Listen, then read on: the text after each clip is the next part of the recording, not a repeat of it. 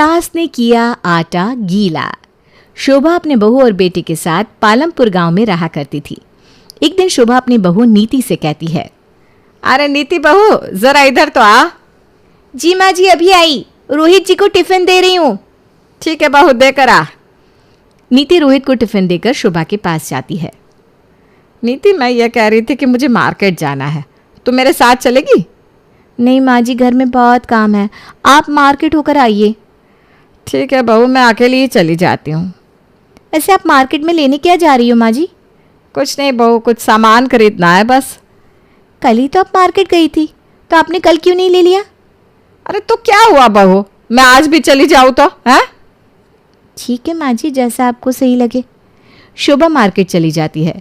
तभी उसकी पड़ोसन ज्योति मार्केट में टमाटर खरीद रही होती है। अरे ज्योति, तुम यहाँ क्या खरीद रही हो? कुछ नहीं शोभा बहन, घर में टमाटर खत्म हो चुके हैं तो टमाटर खरीदने आई हूँ। तो घर में इतने कम टमाटर क्यों खरीदती हो? अरे क्या करूँ शोभा बहन, महंगाई इतनी बढ़ गई है तो कम टमाटर ही खरीदने पड़ते हैं। ज्योति टमाटर वाले को टमाटर देते हुए कहती है, भैया 1 पाव टमाटर दे दो। 1 पाव सुनते ही शोभा हंसने लगती है। 1 पाव टमाटर में क्या होता है ज्योति, हमारे ज़माने में तो मैं 5 किलो टमाटर खरीदती थी। शोभा, तुम सच में पहले के ज़माने में 5 किलो टमाटर खरीदती थी? तब तो आज भी तुम उतना ही खरीदती होगी। हाँ ज्योति बहन, तुमने बिल्कुल सही सुना, मैं तो 5 किलो ही टमाटर खरीदूंगी जैसे मैं पहले खरीदती थी। नहीं, मुझे इतने टमाटर की ज़रूरत नहीं है, महंगाई बहुत बढ़ चुकी है। पहले के ज़माने में और अभी के ज़माने में बहुत अंतर है शोभा बहन। हाँ भाई ठीक है। ज्योति इतना कहकर वहाँ से चली जाती है। बढ़िया ही, पहले के ज़माने में और अभी के ज़माने में बहुत फ़र्क है बोलने वाली। घर पहुँचते ही शोभा बहू से कहती है, नीति बहू, यह ले 5 किलो टमाटर खरीद कर लाई हूँ, रख दे इसे। क्या कहा माँ जी, 5 किलो टमाटर? अभी तो 2 दिन पहले ही रोहित जी ने टमाटर लाया था और आप 5 किलो ले आई। अरे चुप कर, मेरी मर्जी। तुम क्या जानो, मैं पहले के ज़माने में इससे भी ज़्यादा टमाटर खरीद कर लाया करती थी और चाव से खाती थी। माँ जी, ये टमाटर तो सड़ जाएंगे, इतने टमाटर का क्या करूँगी? आपको सोच समझ कर लेना चाहिए। तो अब तुम मुझे समझाएगी क्या करना चाहिए और क्या नहीं? ठीक है माँ जी, अब से मैं आपको कुछ नहीं बोलूँगी। ये माँ जी को समझाना बहुत मुश्किल है। सुबह होते ही नीति सारा काम करके सबके लिए नाश्ता तैयार करती है। आज मैंने आलू के पराठे और टमाटर की चटनी बनाया है। वाह, क्या नाश्ता बनाया है, मेरे मुंह में तो पानी आ रहा है। जल्दी से नाश्ता दे दो मुझे। हाँ बहू, हमें भी नाश्ता दे दो, मुझे भी भूख लगी है। जी माँ जी, मैं अभी आप सबके लिए नाश्ता लगाती हूँ। नाश्ता करते ही शोभा की फिर से डायलॉगबाजी शुरू हो जाती है। ये क्या है नीति बहू, ये कैसा नाश्ता है, इसमें तो तेल ही नहीं दिख रहा। तुमने पराठे में तेल लगाया है कि नहीं? जी माँ जी, हमने तो अच्छे से तेल लगाया है, आप खा कर तो देखिए। हाँ माँ, नीति ने पराठे तो बहुत अच्छे बनाया। क्या बहू, ये भी कोई पराठा है? हमारे ज़माने में तो ये तेल से बने पराठे नहीं, घी में डुबोए पराठे बनाए जाते थे। अब जब भी बना तो घी से बना, ठीक है? ठीक है माँ जी, जैसी आपकी इच्छा, पर आज के ज़माने में महंगाई कुछ ज़्यादा है। नाश्ता करने के बाद रोहित ऑफिस चला जाता है। नीति और शोभा दोनों अपने काम कर रहे होते हैं। माँ जी, इधर आइए। क्या हुआ बहू, इतने जोर से क्यों चिल्ला रही है? मैंने कहा था ना माँ जी, इतने टमाटर नहीं लाने को। देखिए सारे टमाटर सड़ चुके हैं। तो मैं क्या करूं, सड़ गए तो सड़ गए। तुम इस सड़े हुए टमाटर के लिए मुझे सुना रही हो? नहीं माँ जी, मैं आपको सुना नहीं रही हूँ। अगर आप उस दिन इतने टमाटर नहीं लाती तो ऐसा नहीं होता। अरे चुप कर, मैं कुछ भी ला सकती हूँ, मेरी मर्जी। अब देखिए सारे टमाटर सड़ गए, अब इस टमाटर का कोई काम नहीं। अरे सड़ गए तो सड़ गए, क्या हो गया, मैं फिर ले आऊंगी दूसरे। नहीं माँ जी, कुछ भी हिसाब से लाया कीजिए, ऐसे बेफिजूल खर्च क्यों करने, हमारे पैसे बचेंगे। तो अब मैं समझ गई, तुम्हें इस टमाटर की नहीं पैसे की पड़ी है। माँ जी, आप मुझे गलत समझ रही हो। अब तुम मुझे सिखाएगी क्या करना है क्या नहीं? तुम्हारे पैसे इस टमाटर में लगे हैं क्या? मेरे बेटे के पैसे लगे हैं, मैं कुछ भी करूं। पैसे चाहे जिसके भी लगे हो, पर हिसाब से खर्च करने चाहिए ना। दोनों में बहस हो रही थी कि अचानक उसकी पड़ोसन कमला आ जाती है। अरे शोभा बहन, क्या हो रहा है? अरे कमला बहन, आओ आओ, कैसे आना हुआ? सोचो थोड़ा आप सबसे मिल लो। अरे बताओ कमला बहन, घर पर सब कैसे हैं? इतने में ही नीति कमला के लिए चाय और नाश्ता लेकर आती है। ये क्या बहू, समोसे और सिर्फ चाय? ये भी कोई नाश्ता होता है क्या? हाँ शुभा बहन, तो नाश्ते में यही सब तो होता है। क्या कमला बहन, हमारे ज़माने में तो काजू किशमिश से बने खीर से वही होते थे। अभी मैं ऐसा ही नाश्ता बना देती हूँ। अरे शुभा बहन, ऐसी बात है तो खिला ही दो। हाँ हाँ, क्यों नहीं। शोभा नीति से काजू किशमिश से बने खीर और सेवई लाने को कहती है। जा बहू, काजू किशमिश वाली खीर और सेवई लेकर आ। ठीक है माँ जी, अभी लाती हूँ। ये माँ जी ना हमें कंगाल करके ही छोड़ेगी इतनी महंगाई के ज़माने में। नीति गुस्से में बड़बड़ाकर काजू किशमिश की बनी खीर सेवई बनाती है और कमला को खिलाती है। वाह बहू, तुमने तो काजू किशमिश वाली खीर बहुत अच्छी बनाई है। ला थोड़ी सी पैक कर दे, मैं घर भी ले जाऊंगी। शुभा बहन, मज़ा आ गया नाश्ते में। क्या करूँ कमला बहन, मुझे तो आदत है बरसों से इतने अच्छे अच्छे नाश्ते कराने की। शाम होते ही रोहित ऑफिस से आकर नीति से कहता है, अरे जल्दी से मेरे लिए काजू किशमिश वाला हलवा बना कर दो, मुझे आज मीठा खाना है। जी अभी लाती हूँ, आप हाथ मुंह धो लो, तब तक हलवा बन जाएगा। नीति हलवा बनाने किचन में जाती है और देखती है, ये क्या, काजू किशमिश तो है ही नहीं। इतने थोड़े से काजू किशमिश में क्या होगा?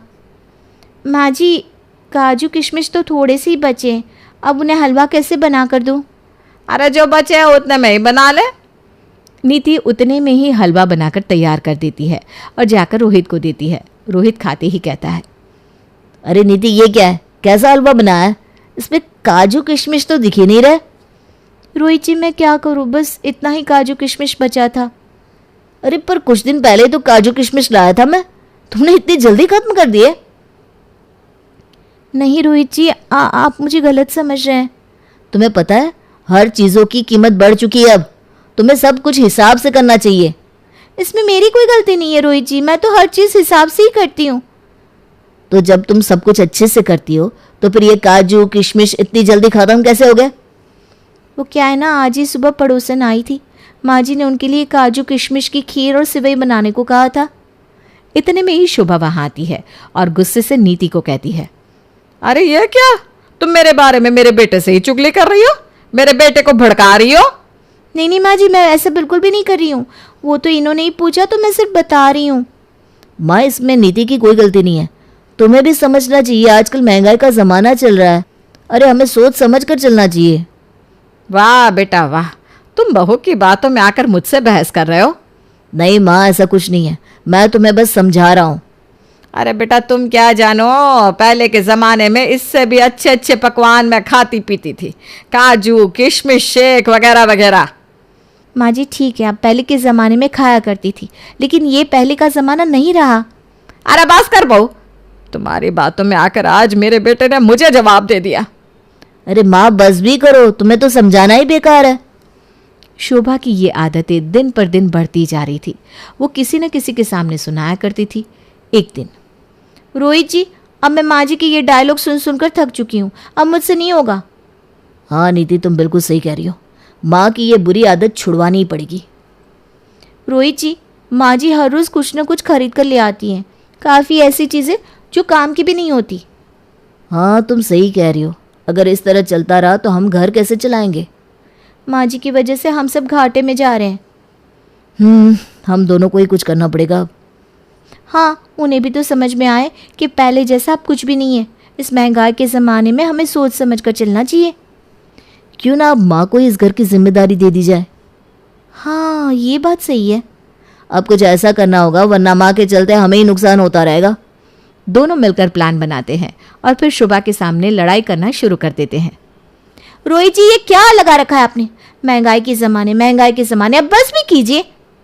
अगर तुमसे नहीं हो रहा ना तो तुम घर की जिम्मेदारियां छोड़ दो, तुमसे कुछ नहीं होगा। ऐसी बात है तो अब मैं इस घर की देखभाल नहीं करूंगी। हाँ ठीक है, अगर तुम नहीं करोगी तो क्या हुआ, माँ तो है। लड़ाई सुनते ही शोभा दोनों के पास आती है। अरे इस तरह से तुम दोनों क्यों लड़ाई कर रहे हो? माँ ये नीति कहती है कि अब मुझे घर नहीं संभलता, मैं थक चुकी हूँ। क्यों, ऐसा क्या हो गया? माँ जी अब मैं ये सब नहीं कर सकती, मुझसे ये घर नहीं संभलने वाला, अब आप ही संभालो। हमें घर संभालने को कह रही हो? अरे 45 साल चुके हैं मुझे इस घर में आए हुए, तुम्हें क्या लगता है मैं नहीं कर सकती? हाँ माँ जी, ये लो पैसे और अब आप ही संभालो। ठीक है, मैं तुझे बताती हूँ घर कैसे चलाते हैं। अब तो सब कुछ शोभा के हाथ में था। शोभा हर रोज आलतू फालतू चीज खरीद कर पैसे खर्च करने लगी, जिससे और भी पैसे घटने लगे। ए बहू, इधर आ, आलू कहाँ रखा है, मुझे मिल ही नहीं रहे। माँ जी, आलू तो खत्म हो चुके हैं, आप बाजार से ले आओ ना। ठीक है, अभी लेकर आती हूँ। शोभा बाजार जाती ही आलू लेती है। वो हमेशा हर सामान बढ़ा बढ़ा कर लिया करती, जिससे उसका ही नुकसान होता। भैया 10 किलो आलू दे दो। 10 किलो? ऐसे घर में रखोगे तो सड़ जाएंगे, हिसाब से ले जाया करो बहन, महंगाई का ज़माना है। अब तुम मुझे सिखाओगे? हैं? जितना कहा है उतना करो। ठीक है। तुम्हें क्या पता, पहले के ज़माने में मैं हमेशा इतने ही आलू खरीदती थी। शोभा 10 किलो आलू लेकर घर आती है। माँ जी, ये आपने कितने आलू ले लिए? गर्मी का समय है, ये तो इतने दिन में सड़ जाएंगे। तुम्हें इससे क्या है? तुमने मुझे सौंप दिया है ना घर चलाने के लिए, फिर तुम इतना क्यों सोच रही हो? मुझे जो मन करे मैं वो खरीदूं। नहीं माँ जी, ऐसी बात नहीं है, आजकल महंगाई बहुत बढ़ चुकी है। अगर आप इस तरह से सामान बर्बाद करेंगे तो पैसे कहाँ से आएंगे? अरे चुप कर, जा अपना काम कर। ये बोलकर शोभा रसोई में चली जाती है। नीति खुद से कहती है, मुझे तो कुछ समझ में नहीं आ रहा, माँ जी तो दिन पर दिन अपना ही नुकसान करते जा रही है। शोभा दिखाने के चक्कर में खुद का ही नुकसान किए जा रही थी। धीरे धीरे घर की आर्थिक स्थिति खराब हो चुकी थी। कुछ दिन बाद शोभा बाजार जाती है। अरे किरण, तू कहाँ जा रही है?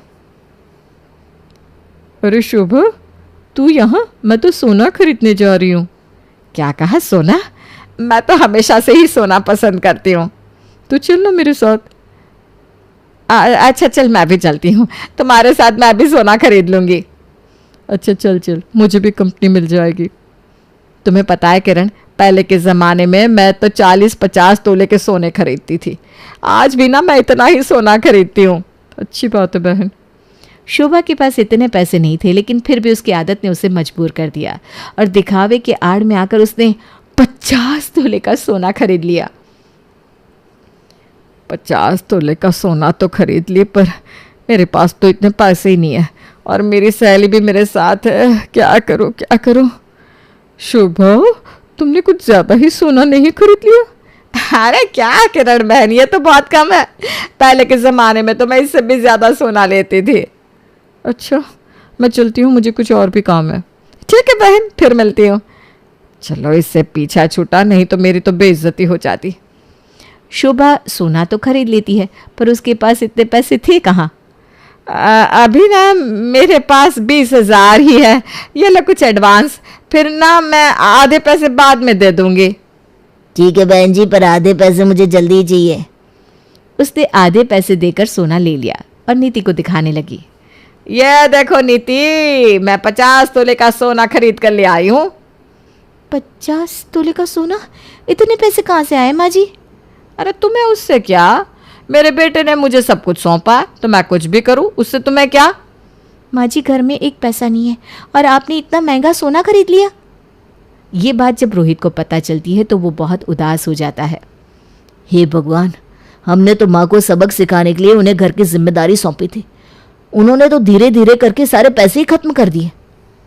मुझे नहीं लगता कि माँ कभी सुधरेंगी। कुछ दिन बीत जाते हैं, तभी शोभा के घर पर सुनार दरवाजे पर दस्तक देते हैं। क्या आप शोभा जी को बुला देंगे? जी, आप कौन? शोभा जी ने मेरे यहाँ से 50 तोले का सोना खरीदा था, आधे ही पैसे दिए थे, आधे बाकी है। हाँ, ये आप क्या कह रहे हो? जी हाँ, 1 लाख लेना है मुझे उनसे। 1 लाख? हे भगवान, मैं तो मर गई, मिट गई, बर्बाद हो गई। घर में 50,000 भी नहीं है, आपको 1 लाख कहाँ से दूंगी? नीति की आवाज़ सुनते ही रोहित, शोभा वहाँ आते हैं। रोहित जी, ये देखिए, ये सुनार क्या कह रहे हैं। माँ जी ने इनसे सोना उधार में लिया था, जो कि अब उनको 1 लाख और लौटाने हैं। क्या? 1 लाख? हे भगवान, 1 लाख कहाँ से आएगा? अभी तो मेरी पेमेंट भी नहीं हुई है। माँ जी, ये सुनार सही कह रहा है क्या? हाँ बहू, ये सही कह रहा है। मैं अभी 1 लाख देती हूँ इसे। शोभा अपने रूम में जाती है तिजोरी से पैसे निकालने, पर देखती है कि तिजोरी में तो 1 भी रुपया नहीं है। बहू, इस तिजोरी में तो 1 भी पैसा नहीं है। कहाँ से होंगे माँ जी? आपने सारे खर्च जो कर दिए। हे भगवान, सारे पैसे खर्च हो गए। अब मैं कहाँ से लाऊंगी 1 लाख? इसीलिए मैं कह रहा था कि सोच समझ कर चलना चाहिए। महंगाई का जमाना हो चुका है माँ, पर तुम ये बात नहीं समझती। धीरे धीरे अपना ही नुकसान होते जा रहा था, और आज देखो हमारे पास 1 भी पैसा नहीं है माँ जी। आपने फालतू फालतू चीजों में पैसे खर्च कर दिए। मैं हमेशा से कहता आ रहा था कि पहले के जमाने में और आज के जमाने में बहुत फर्क है। अब सोनार को देने के लिए मेरे पास तो पैसे नहीं है। अब मुझे समझ में आ गया कि पहले का ज़माना और आज का ज़माना एक नहीं है। अब तो समझ जाइए माँ जी, प्लीज़, घर ऐसे नहीं चलता, सोच समझ कर चलाना चाहिए। मुझे माफ़ कर दो, अब मैं समझ गई हूँ। दूसरों के सामने अभी कभी मैं शो ऑफ नहीं करूँगी। मुझे सबक मिल गया है। बेचारी शोभा करती भी क्या। रोहित ने अपनी माँ की तरफ से सुनार से माफ़ी मांगी और कहा, मैं अपनी माँ की तरफ से माफ़ी मांगता हूँ। अब मुझे कुछ दिन की मोहलत दे दे, मैं आपको धीरे धीरे करके 1 लाख लौटा दूंगा। मैं आपको 1 महीने की मोहलत देता हूँ। 1 महीने में मुझे सारे पैसे चाहिए। धन्यवाद। और क्या, धीरे धीरे करके रोहित ने सुनार को 1 महीने में पैसे लौटा दिए। ये नुकसान ही शोभा को सबक सिखा गया। इसीलिए तो कहते हैं, अंत भला तो सब भला।